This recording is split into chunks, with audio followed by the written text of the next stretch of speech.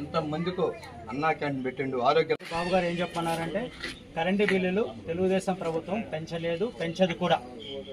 అదొక్కటి మీరు గుర్తుపెట్టాలి బాబాయ్ చెప్పు. ఇప్పుడు మన సంవత్సరం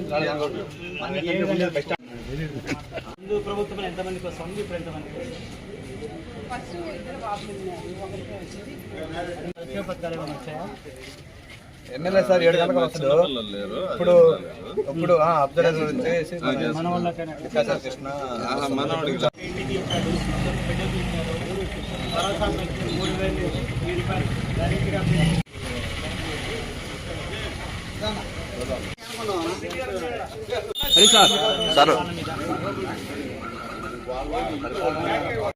చంద్రబాబు నాయుడు నాయకత్వం, చంద్రబాబు నాయుడు నాయకత్వం, కాకల సురేష్ గారి నాయకత్వం.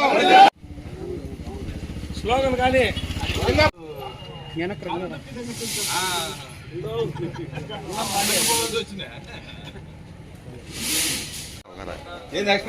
ఎప్పుడైనా ఉపయోగపడేది గుర్తుపెట్టుకో. అది మాత్రం చంద్రబాబు నాయుడు గారు చేస్తున్న పరిపాలన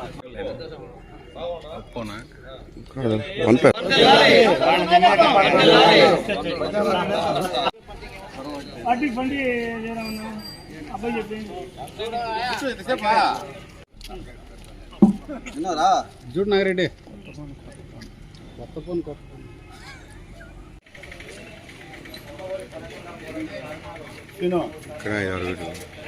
నేను కొడుతున్నా.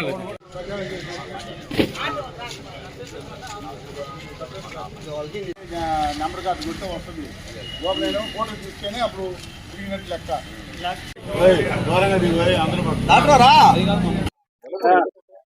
ఈరోజు మన గౌరవ ముఖ్యమంత్రి నారా చంద్రబాబు నాయుడు గారు ఆదేశాల మేరకు వింజమూరులో పాత బస్ స్టాండ్లో వీధిలో కూడా తిరుగుతూ గడప గడపకు తిరుగుతూ సుపరిపాలనలో తొలి అడుగు భాగంగా ఏమేమి చేశామో ఆ భాగంగా ప్రజలకందరికీ కూడా వివరిస్తున్నాము.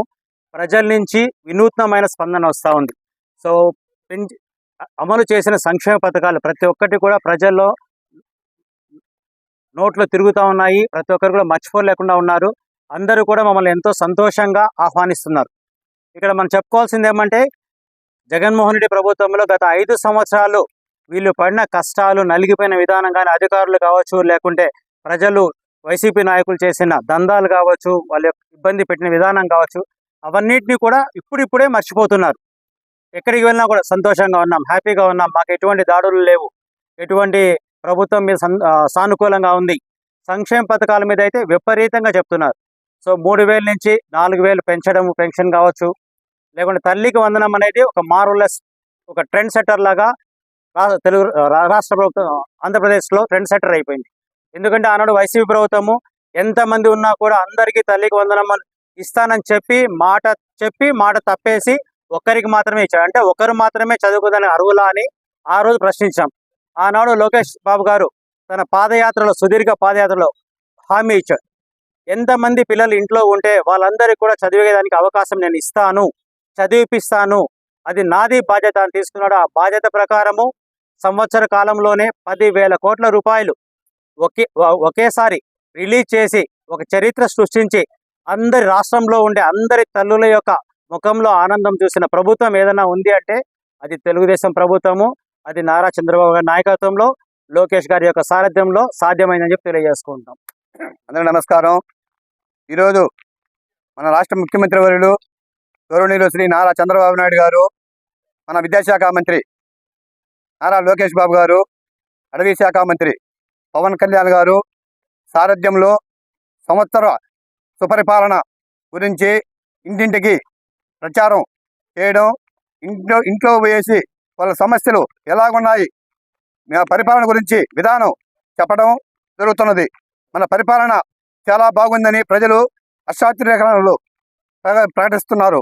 ఈరోజు ఆనాడు 200 రూపాయల పెన్షన్ని 2,000 రూపాయలు పెంచిన ఘనత ఒక నారా చంద్రబాబు నాయుడు గారు.